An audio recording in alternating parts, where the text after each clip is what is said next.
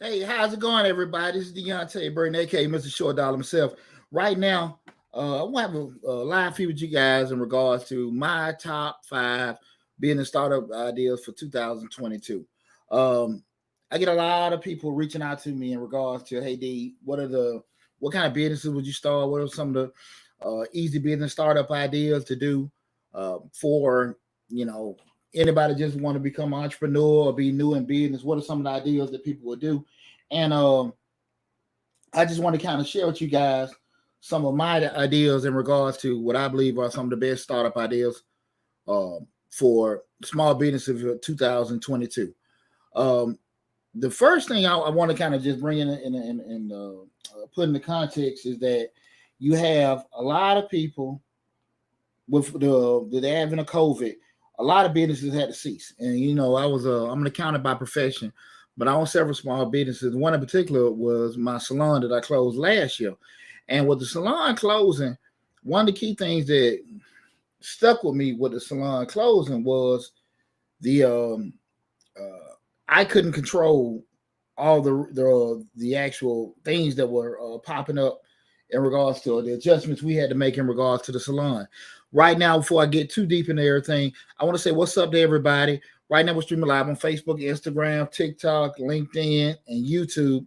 If you're on any one of those platforms, make sure you subscribe to the channel, especially the YouTube channel, which is our main hub on Mr. Short Dollar, where we talk about personal finance, business, entrepreneurship, and investing. We got over 300 videos on the channel, over 150 grand opportunities, a lot of great information on the Mr. Short Dollar YouTube channel for you guys to take advantage of. But again, right now, so at the beginning of the year, I want to share with you guys my top five ideas for business startups for 2022.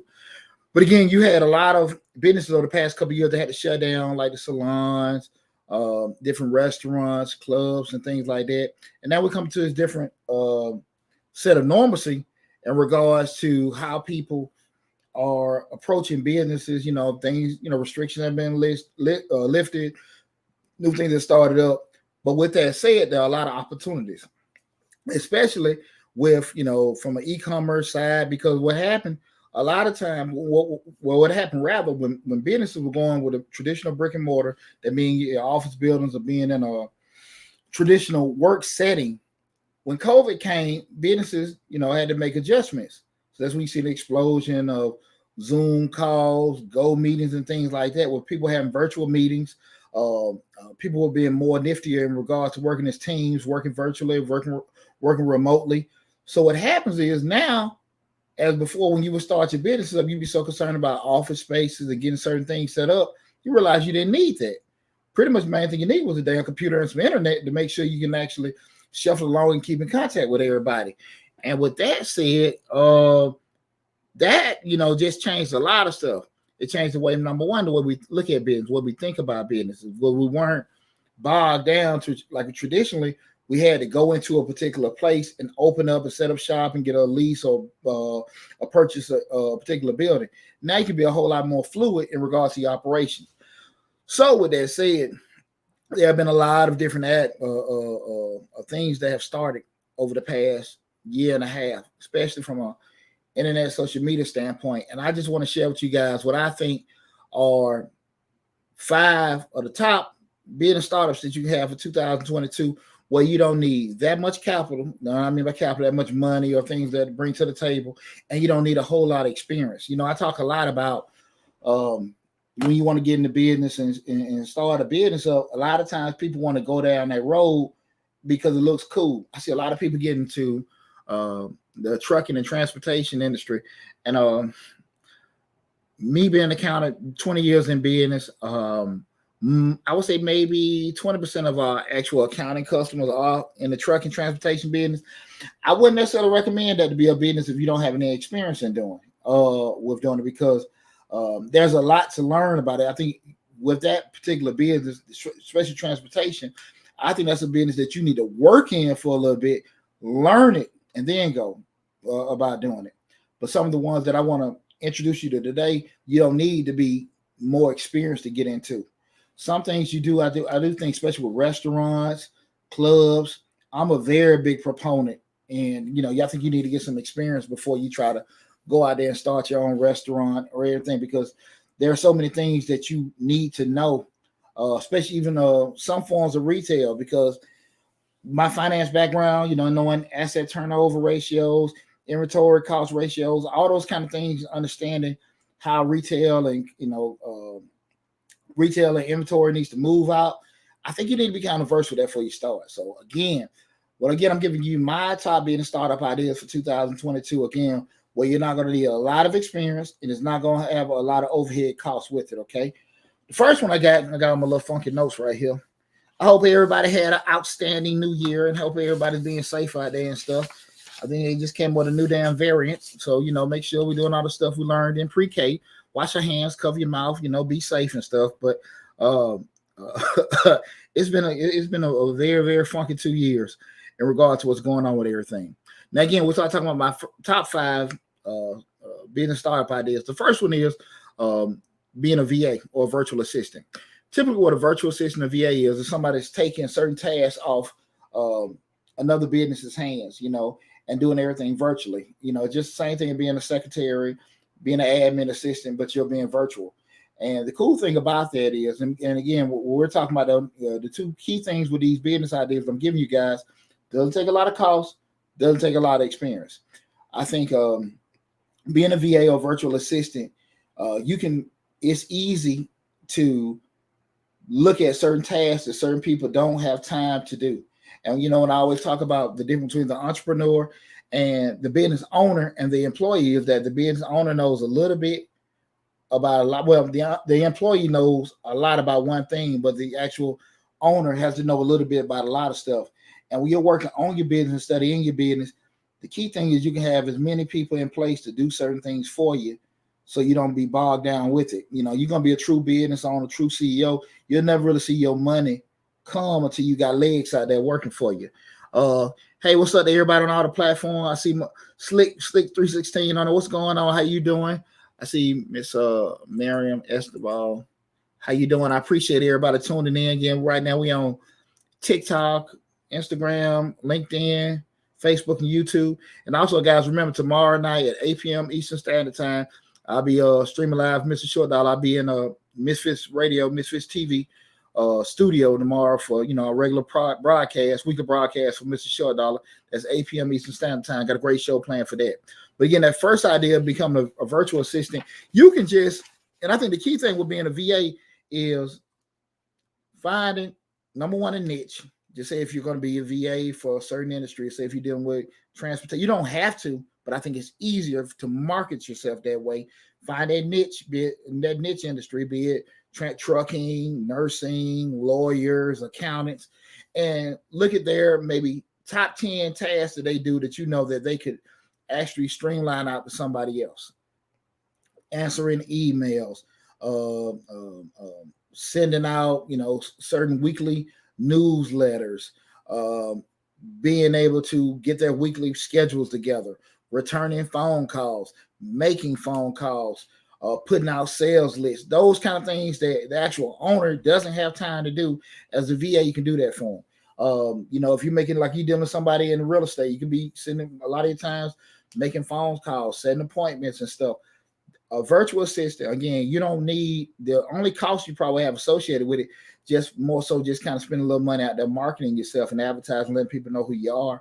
Also, you may have some software that you may purchase to kind of show whoever is hiring you or contracting you out how much time you spend on the phone or whatever, and that could be a cost that you can share with them or not with doing it. You have companies like Online Jobs PH, and God, it's a couple more. I'm sorry, I'm going blank. But if you Google virtual assistant, how to become a virtual assistant, I think you can find a lot of information in regards to just say if you want to do it straight from yourself, or if you want to use like a third-party company that can put you in place with people that are looking for a virtual assistant. That's one of the best businesses that a person can start where you don't need a lot of experience. Because I mean, if you don't know how much experience you need, you want to make phone calls and stuff like that. Now, again, you need to be professional and stuff, but again, low cost, low experience, a virtual assistant. Okay, if you want to start that, okay, great idea to start up.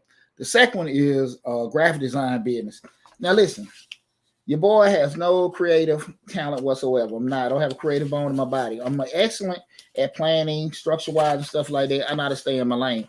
But there are tons of softwares out there where you can just type Mr. Short Dollar, and they'll make it all looking nice and sexy and stuff like that. You don't need to be super creative to do it. And I say all this to say that I think it's a great time. If you want to be a graphic designer, graphic artist, you can just go out there and just get it. You can just do certain logos and stuff. People are so hell bent on having certain kind of logos, certain kind of signs. Everybody wants to have this great digital image out there and stuff like that. Yeah, great point. You can actually contract out a third party. That's a great point. Miriam, I appreciate that. Miriam just stated that, person actually offer their services on Fiverr. I actually got a video coming up about Fiverr. I talk about Fiverr a lot. Fiverr, Upwork, Elance. These are third-party freelance websites. So just like what I was just saying with the virtual assistant, you can even use Fiverr for the virtual assistant. These just companies that will be intermediaries to get you out to people, or you can put the money out there to advertise yourself. Again, low experience, low cost. These are opportunities we're talking about. My top 5 business startup opportunity for 2022. That graphic designer. Again, it can help you if you can go buy you some Adobe or some art software to help you with doing it. But again, that can be at your leisure to kind of work on your craft to get better. But if you're talking about logos, a lot of times the way the software is set up, they'll kind of guide you, and you can add to and from and stuff. So you don't have to have a lot. And it comes down to, if people like your stuff, they're going to buy it or not, at the end of the day. But again, we're talking about just ideas, because people come to me all the time. Hey, listen, what do you guys, what's a good business idea? What to do it? What can I do? And a lot of times they get caught up with what other people are doing. And I always say, my rule, don't get traffic confused with profits, right? It's a lot of folks out here that are very busy. They busy as hell, but they ain't making no money. You know what I'm saying? They're working check to check. They're working to keep the lights on and stuff like that, but you'll never know that, because the perception is what you see. They're busy, but you'll never know what they're doing behind closed doors as far as just staying afloat. And then when you're looking at businesses, again, you start looking at overhead. Those kind of things make a big difference in regard to the actual what you're selling and what it's costing you to sell, and then what's left over, right? You got to look at that, guys. A good video, look at the video I did about break-even analysis, and understanding what break-even analysis is and how it's applied to startups, and what you need to kind of make sure you do all that math on the front end. You guys know I'm a numbers guy, so always look at the numbers. I always tell you the numbers are true. That's not to make you quit. That's not to make you stop. It's just to make you aware. Okay. But I think that the graphic design is a great opportunity.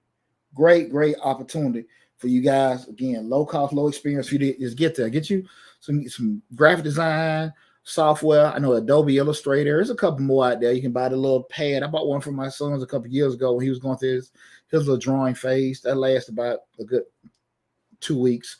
But I waste my money on that. But you actually can get those kind of things, have those stuff in place where, okay, I'm working on it and stuff, and you don't lose anything. Trust me, you'll be amazed how many people out here looking for logos and just any kind of just funky designs, flyers and everything. People want to do a concert, a show. They have different kind of events. They just need, you can get their picture, put the little nice writing on there. You made you a couple $100. It didn't cost you anything but what? Software and time. That's it. So again, that's the first one. The first one was the virtual assistant. The second was the graphic designer. The third one is kind of like what I'm doing now. You can be a blogger, YouTuber, podcaster.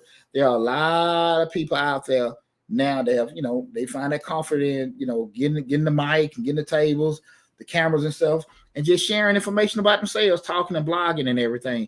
And again, it's not only, you're only going to have, for the most part, just your basic startup costs. You may have some ongoing costs depending on if you have certain editing software, certain kind of streaming software set up with that. But for the most part, the costs are minimal. The biggest thing that's going to come out of that, you have to put honest effort in, just like the other items we talked about with, marketing and pushing yourself. We've had this YouTube channel, I think, 3.5 years. The other one changed the lives. That's been about 4 years. We've had, I think, I feel pretty, good success with doing it. But I mean, hell, I've been working hard with doing it. And I think everything is kind of in relation to the actual commitment we've put into it. I know a lot of times people hear videos about what a YouTuber or a podcaster can make, and a lot of that is true, but I don't think people be realistic of the actual time they got to commit with doing it. Now the costs aren't that much, depending on what you. Now if you want to go and start off at a chic studio and pay a lot of money for those particular things, I think what a lot of things that probably won't benefit you to do, you can do that, but working on your craft, learning how to speak, how to relay your message and stuff like that. When I say speak, I'm not talking about using perfect diction, but just more so knowing who's your niche audience, how to relay your messages and information with them, and being able to move from there. That's the most important thing I think you need to do as a when you actually blogging and doing things like that. And I think if you spend a little time working in craft that, you'll be very, very successful. Write the blogs. You can do writing for people, promotions, videos, things like that. Again, low cost, low experience with doing it. And as you go through, you'll get better and better, just like anything else with practice. But that's an excellent idea. Blogging, podcasting, YouTuber, working, again, if you want to just think about business startup ideas and stuff, well, we're doing it. You don't have a lot of money, or if you do have some money, it's not going to cost you that much to do it, right? You don't need to have to go to school or get any kind of technical experience. Now you can invest yourself, go and join a mastermind groups, going to Toastmasters, things like that, and it'll help you. But just the barrier to the barriers to entry or just starting up is not that big. Okay, that's the third one. That being blogging, podcasting, YouTube, and we're doing that. The fourth one is, and I think this is pretty trendy. I like it, and this is kind of on that fence of spending a little change, having a little experience. But I do like this idea, and I do think it can be very profitable if you do everything right on the front end, and that's a food truck business. Okay, the reason why I say this, I'm always weird with restaurants because I think a lot of times people get confused because they can cook food, pretty good, and everybody getting compliments, but a restaurant business is a whole different animal, because what people don't take into consideration is inventory, spoilage, things like that. Because you got to understand, once you start selling food, there are a lot of things in compliance that you got to have as far as food temperature, how many days the food can sit, what temperature you got to sit, and all these kind of this actual environment that you got to create for that. With a food truck, I think that the best thing to do, if you can get you a good deal on that truck with the things you need done initially, you'll be okay. Because at the end of the day, what we start talking about again, that break-even analysis, if you turn around and make a $50,000 to $75,000 investment into this truck, you have to know that you can sell enough tacos, corn dogs, sandwiches, whatever the hell you're going to sell out of there to come back to that number. And if it's going to take you a while to do that, can you sustain yourself during that time to break even, right? And that's where it's kind of tricky at. But if you turn around and get a decent vehicle at a decent price, and you know that your sales can kind of warrant it, you got certain high spots where you can do that and you can make that money back in minimal time, I think you'll be okay.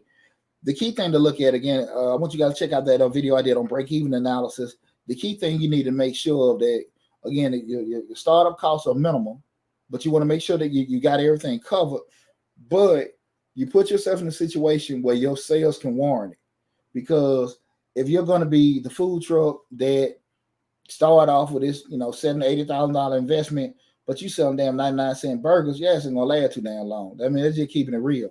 So if you put a lot in, if you can seriously sell at premium prices where you can come back to break even and sustain yourself in the process, great. But I do think it's an awesome idea. It's very innovative because you're not restricted as much as you got your traditional brick and mortar. Plus, you're fluid enough, you can move from place to place. So if it's not like if you have this one restaurant that's planted here and things are slow that particular day, shit, you can take yourself to the other side of downtown.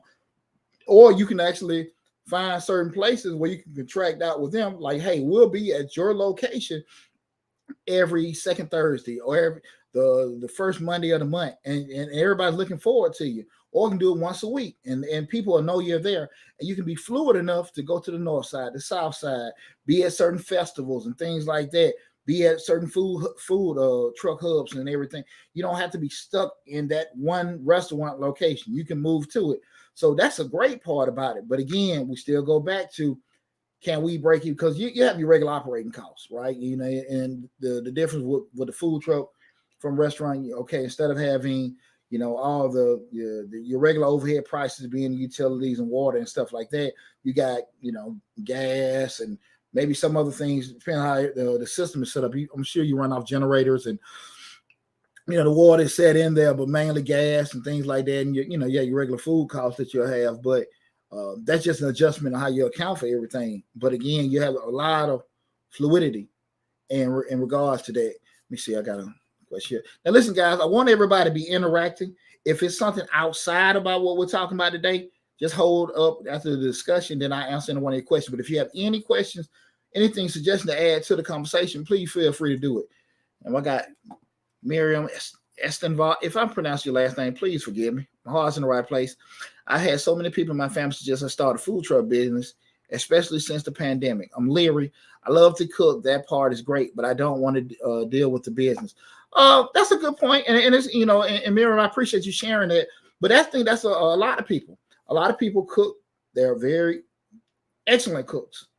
And people are waiting for the holidays. Oh, Miriam's going to cook her favorite pie. Deonte's going to have his cake. And everybody looking forward to it. Like, man, you should sell this and stuff like that. People go crazy for it. But when we go into that whole business side of it, that's a whole damn different animal. Because I was just talking to my partner earlier today in regards, we mainly doing consulting work outside of tax season. And the young lady wanted to get her cake business, she had a bakery cake business, and she wanted to get a storefront. And I was telling her, when you go on that side of it, keep in mind, just say you're selling cake for $50, right? For easy math. You're selling a cake for $50 after you take out the cost for the flour, the icing, the box, the delivery costs and all that. Here, the cake might bring you back $15, right? You make $15 profit on the cake. Do you know if you can sell enough cakes in 1 month to cover $1,500 in rent, $800 in utilities, another $200 or $300 a month in insurance, if we have employees or not?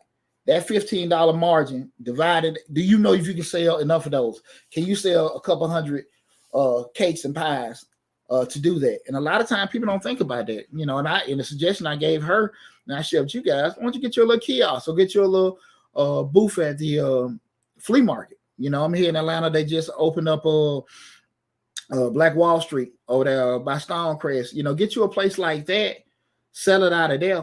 And if you already know you got a flat fee for whatever your rent is in them places, if you're paying $100, $200, $300, $400 a month for that kiosk or flea market area, if the traffic constitutes like, look, I'm making enough money here doing that. I'm still profiting $15 per cake. I'm selling for $50. I'm bringing home $15 per cake. We're just saying this for explanation. It may be more, maybe less. But I can actually justify going and getting this storefront now because the numbers are suggesting that. That's the way I would go into it. So again, we start talking with a food truck, same concept. You want to make sure that the truck you're getting, it don't have so many bells and whistles in there where you're not able to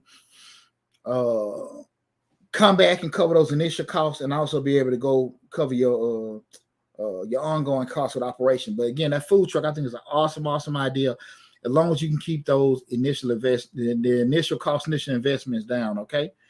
The next one is, I got all kinds of junk in here. Interior design. I think interior design is a pretty cool idea to start for a business to start 2022. And the reason why I even say this is because there's so much damn software out here to help you. You can be okay with how you see certain things and moving certain furniture around. Or if you got that little eye in regards to how to pick out certain things and certain concepts, how colors will work. But you got so much software out here now that can actually give so many suggestions. You can take a picture of a room.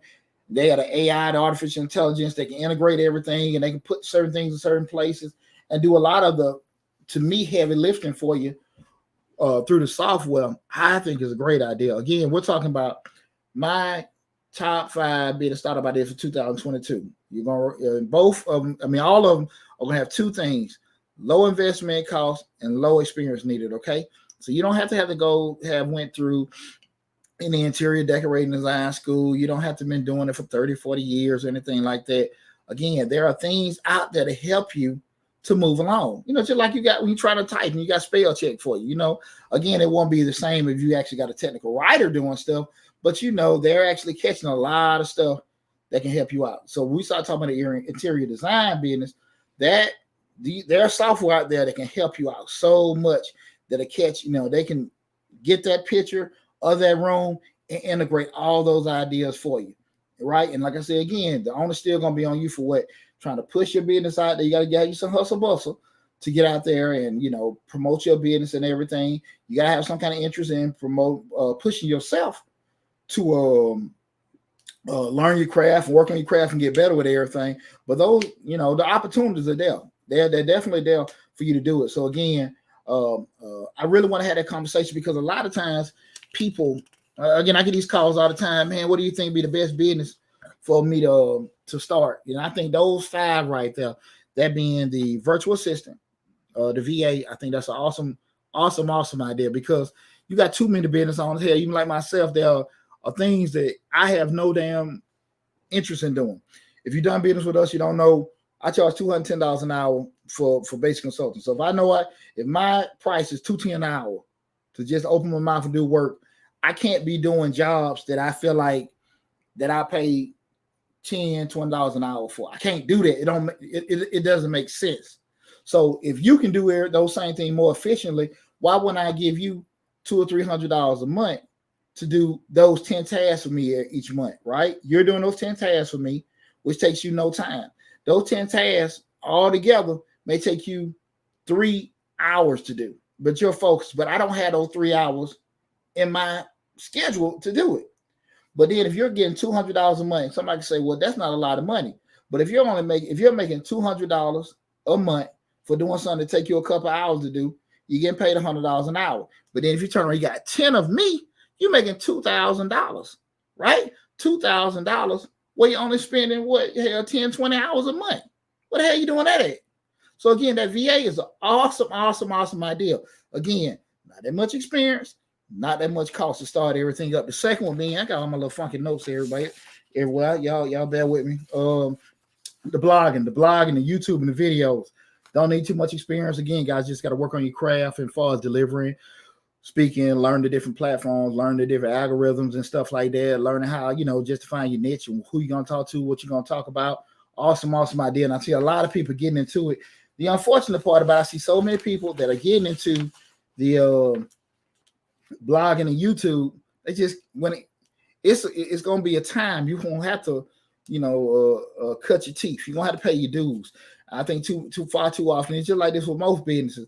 If things ain't going the way you want to go fast enough, people quit too damn soon. And that's on you. Now, again, that's not how business goes. And you can't go into it thinking I can, because you sold a couple things and did it while you actually were working and it was easy, but then you want to actually, okay, look, I want to make something legitimate. You still, again, there can be a side hustle or something, you want to step out and do it. But again, we start talking about starting up a business, you got to pay some dues. You may have some early success, then it taper off. It may stay great the whole time. Traditionally, that's not how it always goes. But for the most part, you're gonna have your cycles. You're gonna know when. Right now, get ready for tax season. After tax season over, we know from June to September. My phone don't ring at all. Right, I ain't got no money coming in. Right, from taxes. Then we talking about October to January. I'm putting out all this damn money in advertising, all this money in training, all this money into software and things like that, and education, me to stay in compliance. That's 3 or 4 months not getting no damn money in, hoping I'm going to make some money come February. So that's just knowing, okay, how, the cycles of how that particular business goes. So guys, if y'all looking to get into like the blogging and YouTube and stuff like that, I think it's excellent, especially you got a lot of knowledge in certain areas, certain industries, certain life experiences. Man, you never know how many people out here need to hear your words, need to hear your information out there. So really, if you want to get into it, get into it. Because again, hell, you ain't doing nothing by your put a little money into a mic, put a little money into some likes, and just do what you do best, run your mouth. It's been heaven sent for me to do it, and I love it. The third thing, being a graphic designer. Again, like I said, there's so much software out there right now. You don't have to be, Picasso, right? You can just get you decent software, type in, Hello Kitty, and you can make Hello Kitty all kind of colors and designs, everything you want, right? And you haven't sit here and you don't have an artistic bone in your damn body with doing it. The software is doing everything. People having they have their church service, their concerts, their shows. They ain't got time to do the flyer. You got the software, take their picture, add this, add that, all this kind of stuff, print it out. My God. I mean, you've made you a couple $100 in 30, 45 minutes, maybe an hour. God bless America. And all these opportunities are there for you. That graphic design is a lick. Because like I said, it really, the software right now, if you take advantage of it, guys, it do every damn thing for you. God forbid you actually got some kind of artistic talent to add to it.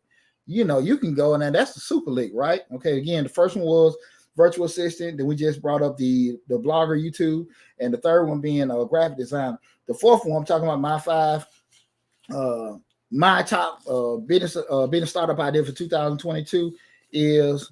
I'm sorry, I'm losing my little funky notes over here. What did you say? The fourth one was VA, graphic designer, YouTuber, and I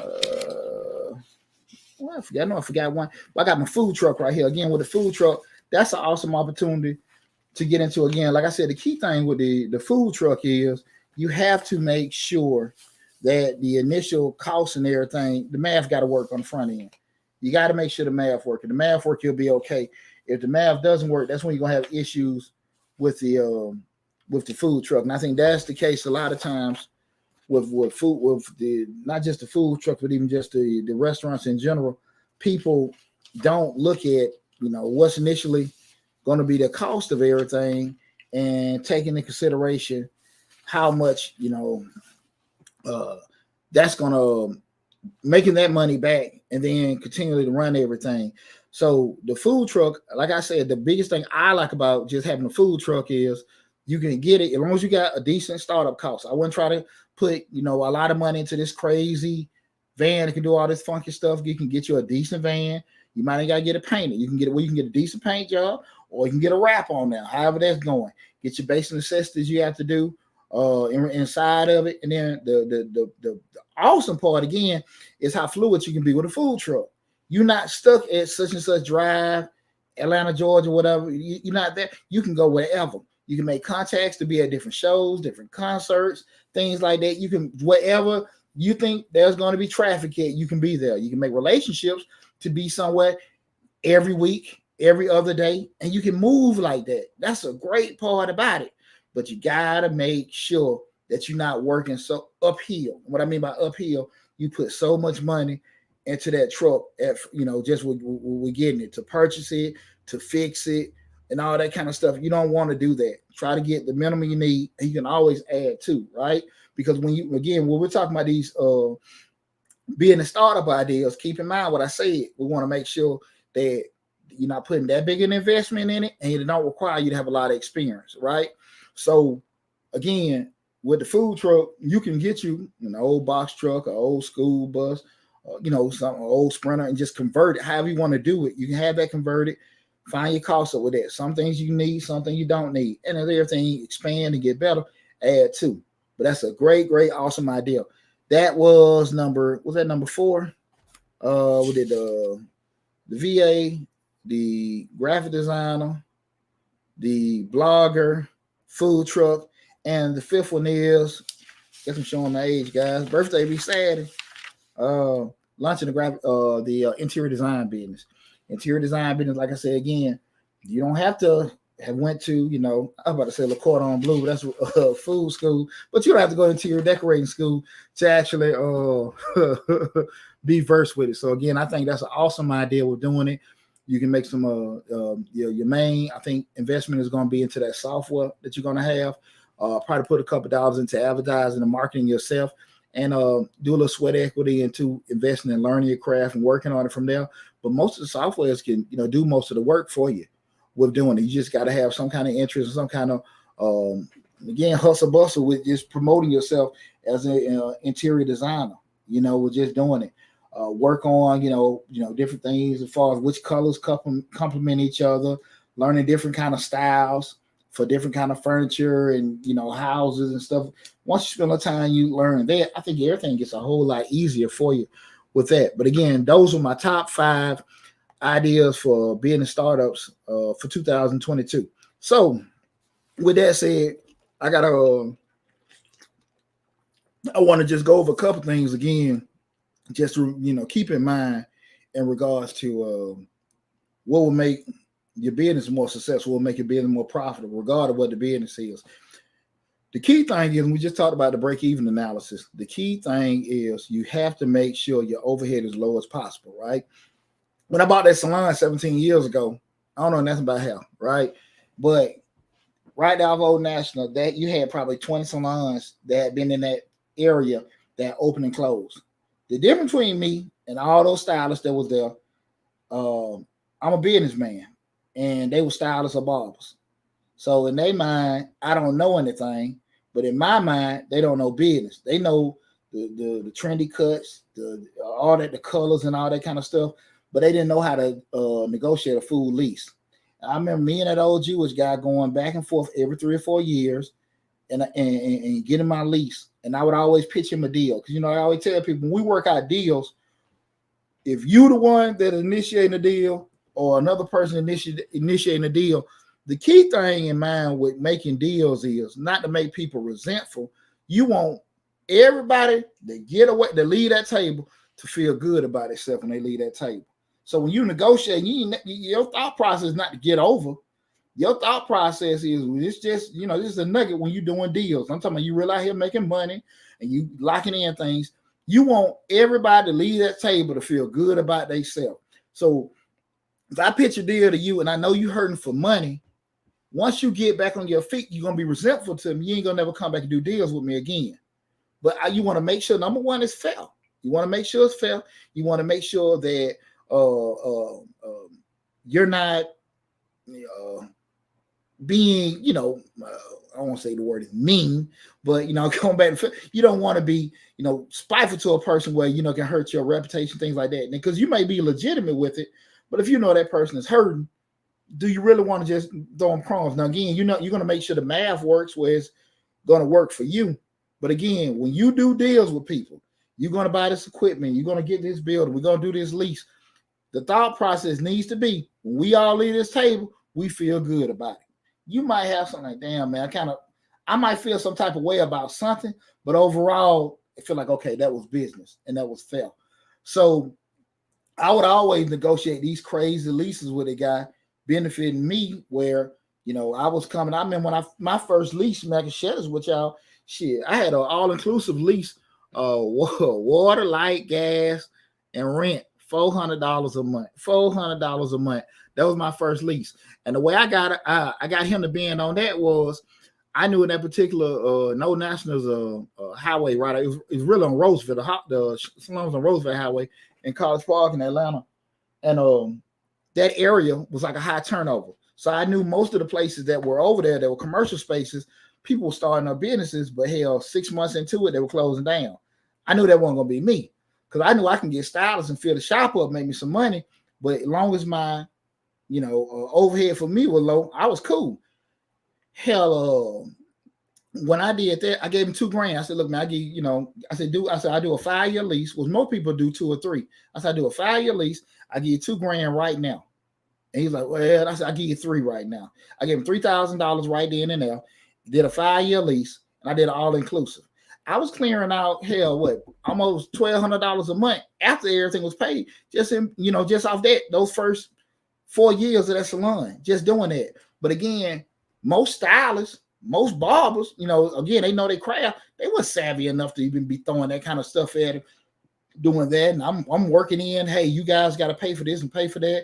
I already knew it, but I'm a businessman.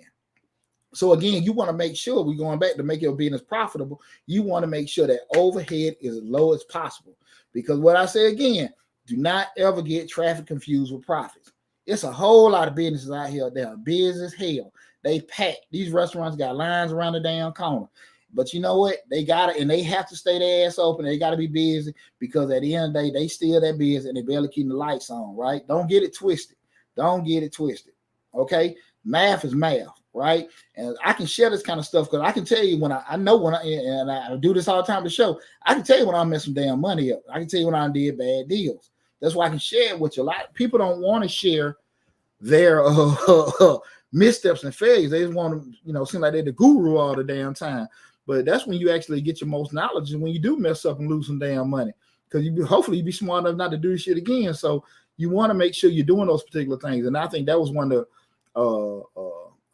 a big thing for me to be able to negotiate that lease. And keep in mind, I was smart enough to negotiate that kind of lease because I had a messed up lease. Somebody start cuss car.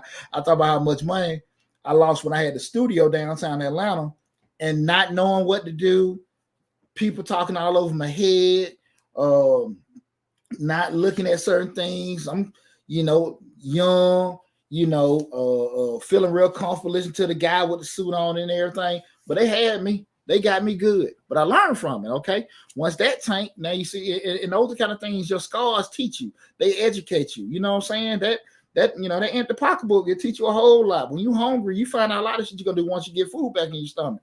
So those kind of things, molded me so I can negotiate and make that kind of lease. So again, we want to make sure that overhead, the rent, the lease, the insurance, we be savvy enough to find, a decent insurance policy. Make sure you check out that video I did about actual replacement costs and replacement costs and actual and a cash replacement cost dealing with insurance policy. That's a very, very tricky item where a lot of people aren't really familiar with. And I got caught up with that probably about 10 years ago. So I want you guys to kind of look at that video again, the actual cost and replacement costs, dealing with insurance policy. But again, being able to be savvy enough as a business owner to understand what's a good lease, what's a good not when you're purchasing vehicles, getting those trucks and stuff, getting those overheads as low as possible to increase your profits. Again, we're talking about the things to make your businesses the most profitable.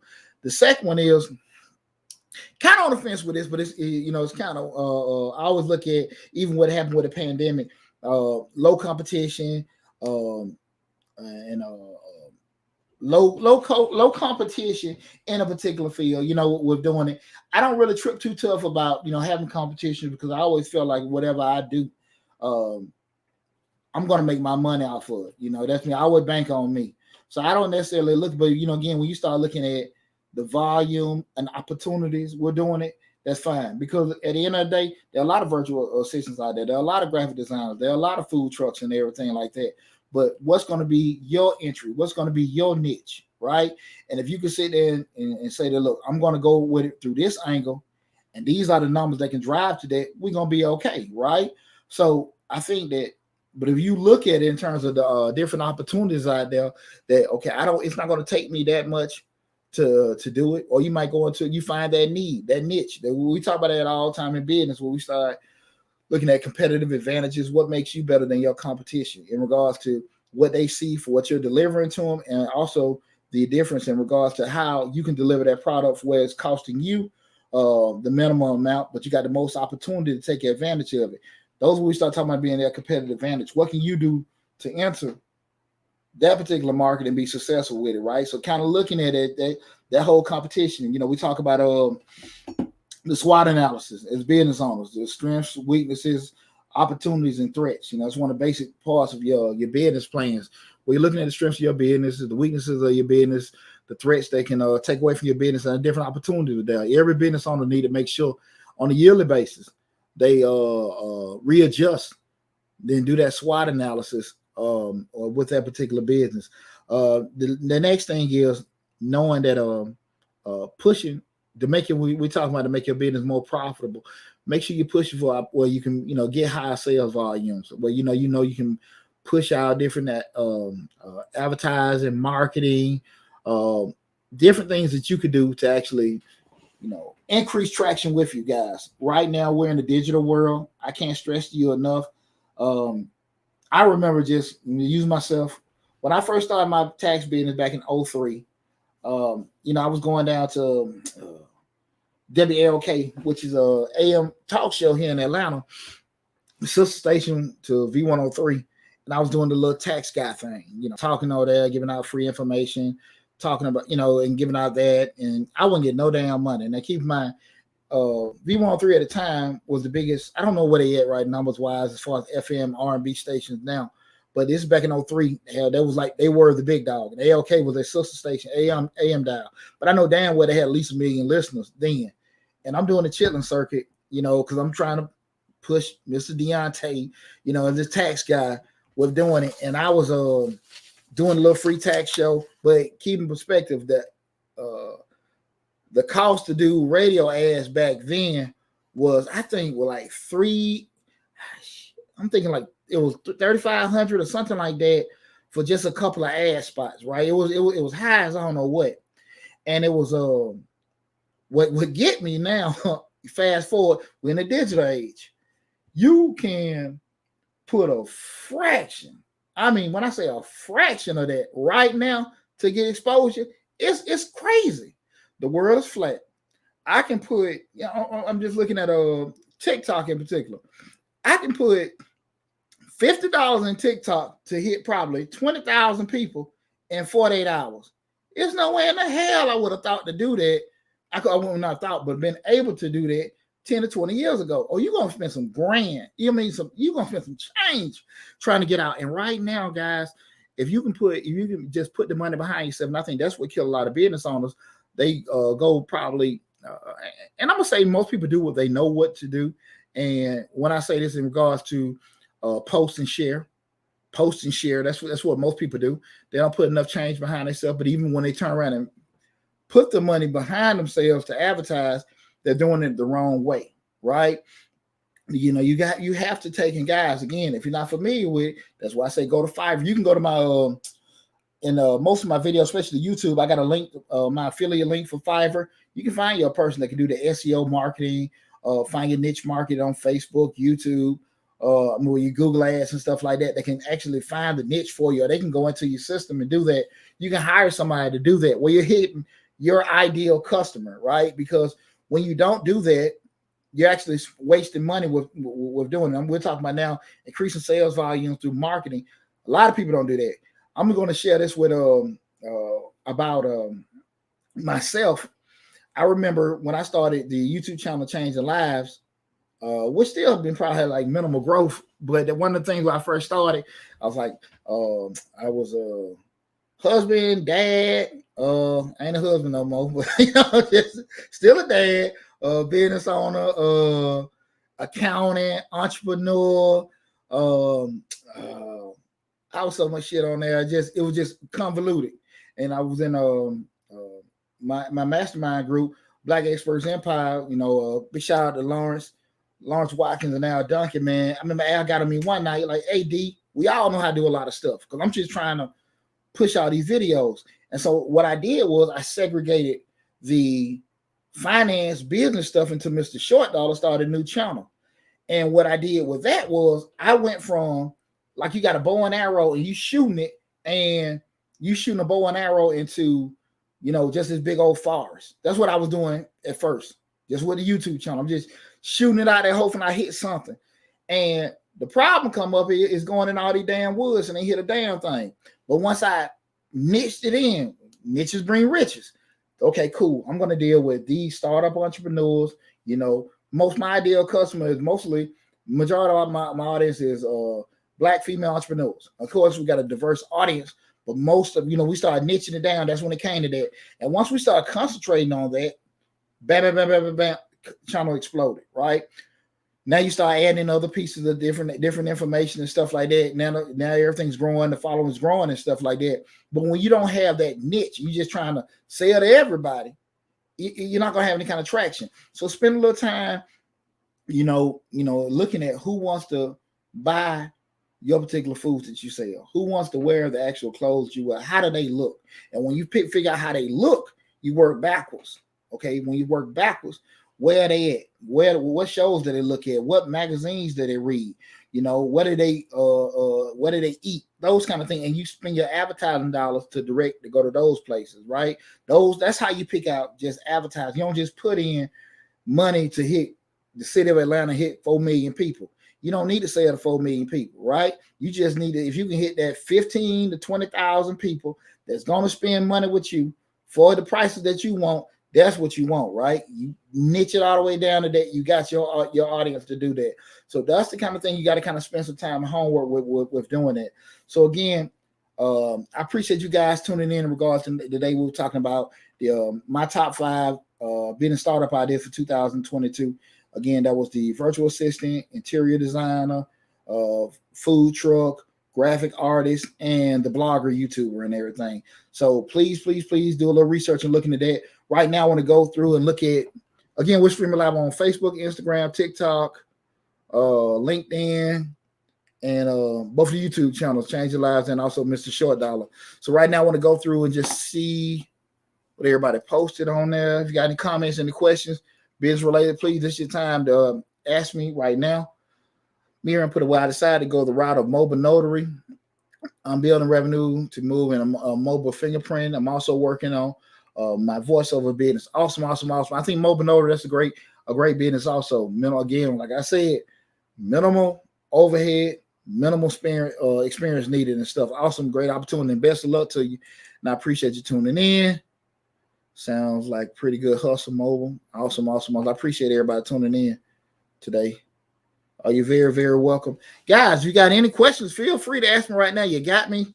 I'm wide open right now. I got to go to my office in probably about 30 minutes and stuff. So if you got any questions, again, if you don't see anything, let me scroll through, see if anything I miss. Let me see. I bet I can get you 2,000 more likes. Okay, we'll do it then. You ain't got to just offer it to me. I'll do it. Okay. Sometimes you got to scroll. I had to read them first, boy. I done got some crazy offers over the past couple of weeks. Like, oh, Lord, no, we can't do that. But again, I appreciate everybody tuning in. We got a great year plan for you guys and stuff. Got a lot of great information, a lot of great opportunities. I know yesterday we introduced the what grant was that? The Merchant Maverick grant opportunity for AAIP. That's for American, Asian, Island Pacific individuals. There's a restaurant grant for that. We have the $10,000 grant that and Maverick Merchant. Is it Maverick Merchant Maverick? I apologize for boogering it up, but the information is there. The Maverick Merchant, I think that's what it is. I think a Maverick Merchant, Merchant Maverick grant, opportunity grant, Merchant Maverick opportunity grant, $10,000 grant opportunity. They're taking the first 5,000 applicants to apply for it. Guys, get on top of it. Also, we had the DoorDash grant that ends at the end of this month. Got some more grant opportunities we're gonna list. What I am gonna be doing, guys, let you know what's be on the heads up. I'm gonna have videos on, I'm an accountant, on how to fill out 1099 NEC, 1040, Schedule A, Schedule B, Schedule D, Schedule C. Give you a walkthrough what those different items are for tax time starts. So you're not totally in the dark and clueless exactly what certain things are to help you guys out. But guys, if you catch it later on, you see a recording, you're not on the live right now, feel free to reach out to us and everything. But again, if you haven't already, make sure you subscribe to the YouTube channel, Mr. Short Dollar, regardless of what platform you're on. Go to the YouTube channel. That's where the main hub. Got over 300 videos on the YouTube channel. We have a grants playlist with over 150 grant opportunities on the grants playlist. Talk about business finance, business operations, business management. So make sure you subscribe to the channel and hit that hit the dollar sign, subscribe to the channel, and also hit the bell to get notification each time we upload a new video. I'm super duper excited for this 2022, and I appreciate all you guys for all the love and support you gave us. So listen, be safe out there. Make sure you subscribe to the channel, and again, if you got any questions or any other ideas as far as being a startup ideas, like I said, I gave my top 5. You might throw something at me. I thought it was what Miriam just said about the mobile notary. That's another one. Like I said, and I base mine off 2 things: low cost, low experience. Okay, and again, that doesn't mean you're gonna be a millionaire overnight. But again, a lot of that stuff just dictated on how much effort you put into it, how much sacrifice you put into doing it, and everything. But we start looking at, okay, I got a little change in my pocket. really don't know what to do, but I want to, kind of wet my entrepreneurial toe to kind of see how it is. Those are easy opportunities that you can kind of do to kind of see, and it can teach you. Because one business that you've done and you don't like it, you actually still have learned to what? Be a business owner. I've had 20 businesses, over the years and stuff. The resume business on my first business. I look back at that studio, never do that again. But I know industries. I know certain things. I know what I can do. I know what, most importantly, what the hell I want to do and what I don't want to do. So again, just give it a try. The worst thing I would tell people is to live a life thinking about what if I had a try, I wish I would have. Don't be a wish I would have person, okay? Give it a try, give it an honest effort. Be realistic about what type of person you are. If you ain't no real go-getter to be breaking your neck to go get more money and stuff like that, don't put yourself in a situation where you got to be doing that, okay? So just, but try. Like I say all the time, let those get closed on you. Don't you close those on yourself, okay? Take advantage of opportunities for you. Listen. But best of luck to you guys. Again, I appreciate you guys tuning in. Be safe. Love you guys and talk to you soon. Lastly, make sure you tune in to Mr. Short Dollar tomorrow, 8 p.m. Eastern Standard Time. I think, what's the show going to be about tomorrow? If I got the notes. I think tomorrow we'll be talking about, I think, how to make yourself more happy. What make financially? What can you do to make yourself more happy? I think that's it. Something like that. I got a great show, sermon, whatever you want, in regards to that. What I think the most simple thing to do to make you more happy being a business owner from a financial standpoint, the most simple thing you can do. A lot of people, it's probably going over a lot of people here, but it's super, super simple. I think most people need to do. So again, tune in to Mr. Short Dollar on YouTube. We should be streaming from all the different platforms tomorrow also. But again, the YouTube is, the main hub. I think that's the best vantage point from that camera, because we got like all the different cameras and stuff that's, showing everything while we're doing the show. But go to Mr. Short Dollar YouTube, 8 p.m. Eastern Standard Time for the show tomorrow, every Thursday, 8 p.m. Eastern Standard Time. So I see you guys there. Thanks a lot. Love you guys. Be safe. Talk to you soon.